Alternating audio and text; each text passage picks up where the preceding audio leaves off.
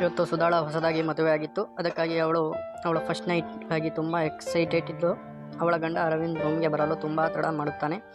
ಅಷ್ಟು ಹೊತ್ತಿಗೆ ಸುಧಾ ಮಲಗಿ ಬಿಟ್ಟಿರುತ್ತಾಳೆ. ಅದಾಗಿಯೂ ಅರವಿಂದ್ ಲೈಟ್ ಆಫ್ ಮಾಡಿ ಕೆಲಸದಲ್ಲಿ ತಲ್ಲೀನನಾಗಿ ಬಿಡುತ್ತಾನೆ. ಮುಂಜಾನೆ ಸುಧಾಳು ತನ್ನ ಕಣ್ಣು ತೆರೆದಾಗ ಅವಳ ಮೈಯಲ್ಲಿ ತುಂಬ ನೋವಿರುವುದಾಗಿ ಕಂಡು ಅವಳ ಸ್ಥಿತಿ ತುಂಬ ಹದಗೆಟ್ಟಿರುತ್ತದೆ. ಅವಳಿಗೆ ನಡೆಯಲು ಆಗುತ್ತಿರಲಿಲ್ಲ. ಅವಳಿಗೆ ನಿನ್ನೆ ರಾತ್ರಿ ಏನಾಯಿತು ಎಂದೇ ಗೊತ್ತಾಗಲಿಲ್ಲ. ಅವಳು ಸ್ನಾನ ಮಾಡಿ ಕಿಚನ್ಗೆ ಹೋದಾಗ ಮನೆ ಕೆಲಸದವನ ಸಂಪತ್ತು ಅವಳನ್ನು ಕೆಟ್ಟ ದೃಷ್ಟಿಯಲ್ಲಿ ನೋಡುತ್ತಾನೆ. ರಾತ್ರಿ ಸುಧಾ ಮತ್ತೆ ಬೆಡ್ ಮೇಲೆ ಅರವಿಂದ್ಗಾಗಿ ವೇಟ್ ಮಾಡಿರುತ್ತಾಳೆ. ಆದರೆ ಅರವಿಂದ್ ಅವನ ಕೆಲಸದಲ್ಲಿ ಮಾತ್ರ ಬ್ಯುಸಿಯಾಗಿದ್ದ. ಅವನು ಕೆಲಸ ಮುಗಿಯುವಷ್ಟರಲ್ಲೇ ಮತ್ತೆ ಸುಧಾ ನಿದ್ದೆಗೆ ಜಾರಿರುತ್ತಾಳೆ.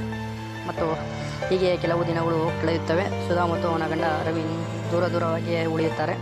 ಅರವಿಂದ್ ಸುಧಾನ ಅವಾಯ್ಡ್ ಮಾಡುತ್ತಿರುತ್ತಾನೆ. ಇದರ ಮಧ್ಯೆ ಸುಧಾ ಪ್ರೆಗ್ನೆಂಟ್ ಆಗಿ ಬಿಡುತ್ತಾಳೆ. ಅತ್ತೆ ಇದನ್ನು ಕೇಳಿ ತುಂಬ ಖುಷಿಯಾಗುತ್ತಾಳೆ. ಆದರೆ ಸುಧಾ ತುಂಬ ಟೆನ್ಷನ್ ಆಗಿ ಬಿಡುತ್ತದೆ. ಏಕೆಂದರೆ ಅವಳು ಅರವಿಂದ್ ಜೊತೆ ಒಂದು ಬಾರಿಯೂ ಸೇರೇ ಇರಲಿಲ್ಲ.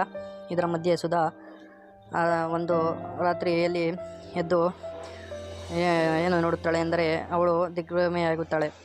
ಮುಂದಿನ ಸ್ಟೋರಿಗಾಗಿ ನಮ್ಮ ಚಾನಲನ್ನು ಲೈಕ್, ಕಮೆಂಟ್ ಹಾಗೂ ಸಬ್ಸ್ಕ್ರೈಬ್ ಮಾಡಿಕೊಳ್ಳಿ. ಧನ್ಯವಾದಗಳು.